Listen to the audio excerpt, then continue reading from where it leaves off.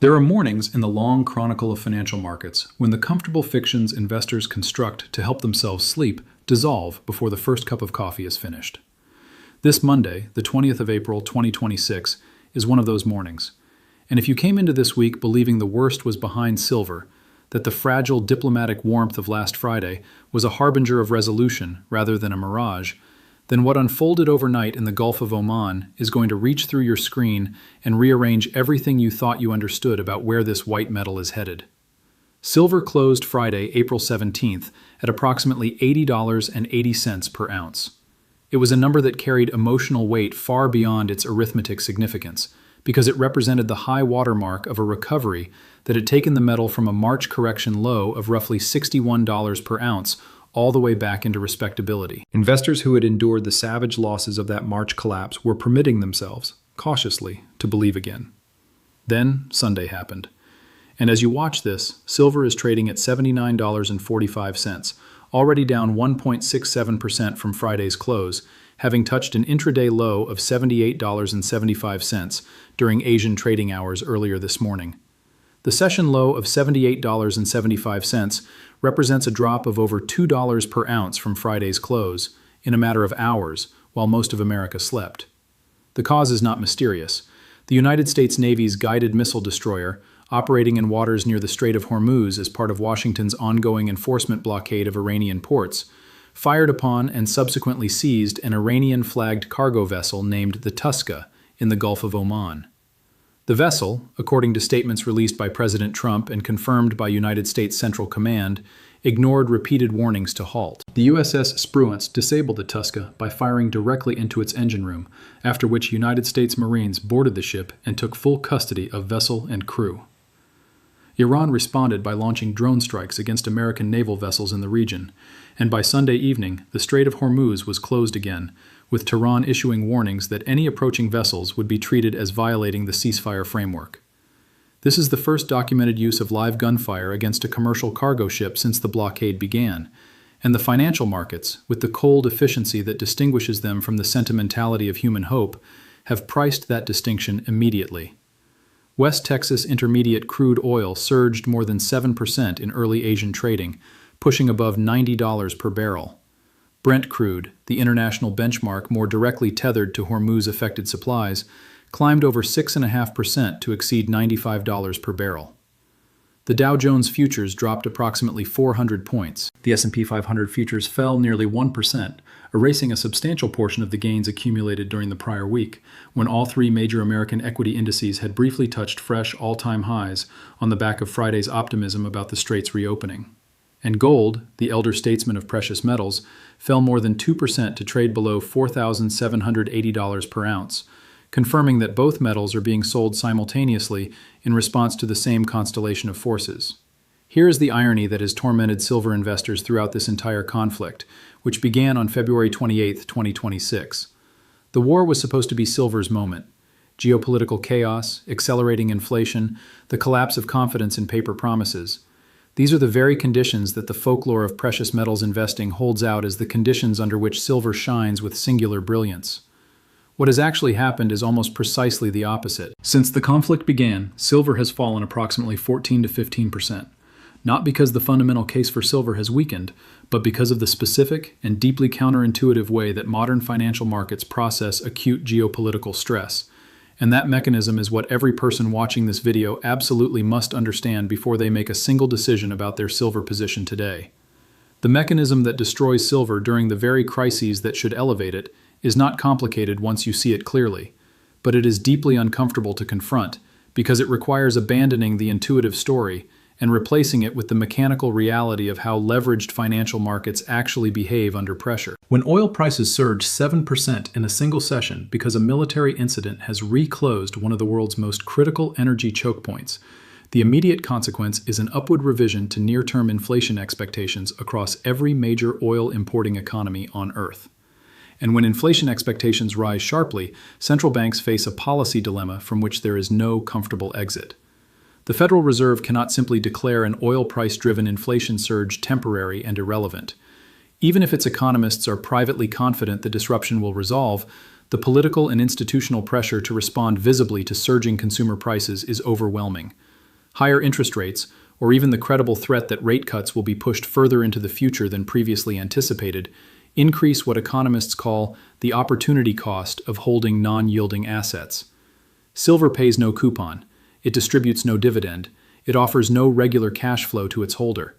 When the 2-year United States Treasury note is offering somewhere in the vicinity of 3.5% per year, the decision to hold silver instead carries an explicit, calculable, relentless economic cost. That cost rises as yields rise.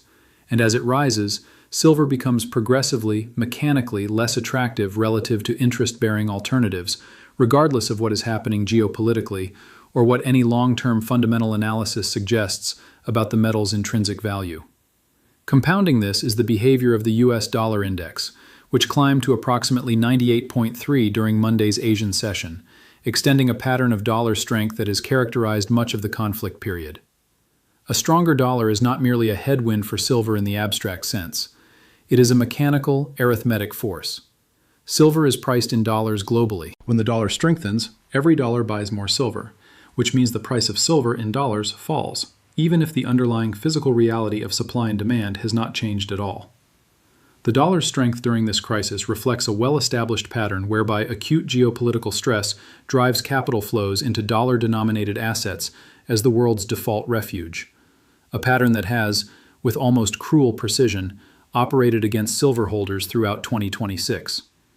And then there is the matter of the futures market and the margin call feedback loop, which is the most viscerally dangerous element of the current situation, and the one most capable of driving silver toward the $60 range that the title of this video has placed before you as a genuine possibility. The most recent commitments of traders data from the CFTC, reflecting positions as of Tuesday, April 15th, shows speculative net long positions in silver futures at approximately 23,600 contracts, representing a notional exposure of roughly 118 million troy ounces of silver, worth approximately $9.3 billion at current prices near $79. These are not extreme levels, but they are not negligible levels either. The CME Group has maintained elevated margin requirements throughout the conflict's volatility period, currently standing at approximately 9% of contract value for institutional participants. When prices fall fast enough to breach maintenance margin levels, brokers issue margin calls. Traders who cannot meet margin calls face forced liquidation. Forced liquidations drive prices lower. Lower prices generate more margin calls. More margin calls generate more forced selling. The spiral accelerates. This is exactly what happened during the March correction, when silver fell from levels well above $80 all the way to $61 per ounce, a decline of roughly 50% from January's highs above $120, driven not by any fundamental deterioration in silver's long-term value proposition, but by the mechanical reality of leveraged positions being forcibly unwound at exactly the moment when geopolitical uncertainty was at its most acute. The memory of March is not an abstraction for people with money in this market right now. It is a visceral financial scar.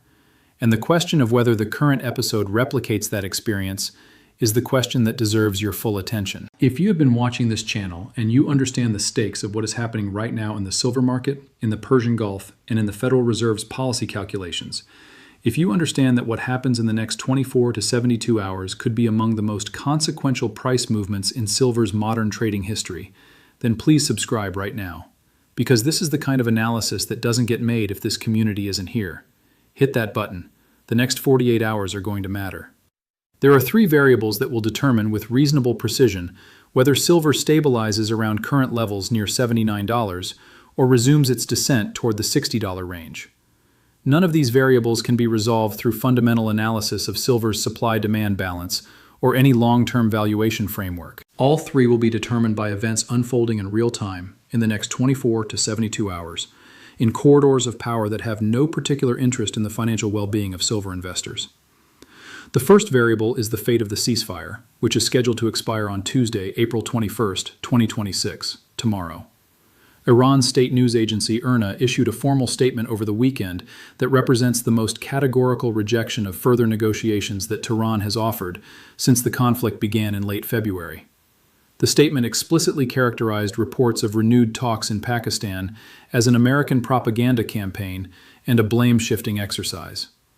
Iran cited the continuation of Washington's naval blockade as clear evidence that the United States had already violated the ceasefire in its own terms, while simultaneously claiming the American negotiating team had made excessive and frequently shifting demands that made any agreement structurally impossible. The contrast between Friday's cautious optimism, when the Strait's brief reopening had suggested some functional diplomatic channel remained alive, and Sunday's categorical rejection, illustrates with uncomfortable clarity how rapidly this situation can shift and how dangerous it is for financial markets, or for individual investors, to price in diplomatic progress before it has been converted into a durable and verified agreement. A return to full-scale hostilities on Wednesday morning, with oil potentially pushing further above $90, would replicate and potentially exceed the macro conditions that drove silver's March collapse. The second variable is the behavior of American equity markets throughout Monday's session. The Dow futures were already down approximately 400 points when this script was written, and the S&P 500 futures had fallen nearly 1%, erasing a substantial portion of last week's record-setting gains. As discussed, the relationship between equity market declines and silver price movements in this specific conflict environment has been one of the most counterintuitive and financially punishing patterns of 2026, because leveraged investors experiencing losses on equity positions are often compelled to sell profitable or less unprofitable positions in other asset classes to meet margin calls and reduce overall portfolio risk. Silver becomes the ATM, the instrument of last resort liquidation, the casualty of someone else's bad trade in a completely different market. If equities slide hard through Monday's session, cross-asset liquidation pressure will transmit directly into additional silver selling through channels that have nothing to do with silver's own fundamentals. The third variable is the Warsh confirmation hearing scheduled for Tuesday before the Senate. Kevin Warsh, the president's nominee to serve as the next chair of the Federal Reserve, served on the Fed's Board of Governors during the 2008 financial crisis and has been consistently characterized by monetary policy observers as a hawk, someone who prioritizes inflation control over growth stimulation and who is skeptical of unconventional monetary tools. In the immediate term, with oil surging 7% and geopolitical uncertainty at maximum intensity, the confirmation hearing is a secondary consideration. But any signal during Tuesday's testimony that Warsh would resist rate cuts even in the face of economic slowdown, or that he would maintain a relentlessly anti-inflation posture regardless of market conditions, would be interpreted as an additional sustained headwind for silver that extends well beyond the current crisis episode into the medium-term horizon. What silver investors are confronting this Monday morning is not a question about silver's identity as a store of value, or its legitimate role in a thoughtfully constructed investment portfolio. That conversation belongs to a quieter moment. What they are confronting is a confluence of forces: a military escalation, an energy price shock, a collapsing ceasefire, a hawkish Fed transition, cross-asset deleveraging pressure, and mechanical margin dynamics that has the structural capacity to drive prices from the current $79 level toward the $60 range, just as an eerily similar confluence drove prices from above $80 to $61 in March. The investors who navigated that March experience most effectively were not the ones with the most accurate geopolitical forecasts. They were the ones who understood the mechanics, how margin calls work, how dollar strength operates arithmetically on commodity prices, how equity market stress transmits into silver through forced liquidation, how the Fed's reaction function responds to oil-driven inflation shocks. That understanding does not guarantee outcomes. No analysis does. But it allows for clearer thinking about position sizing, leverage management, and the appropriate time horizons over which silver's long-term value proposition can realistically be expected to manifest in actual price behavior.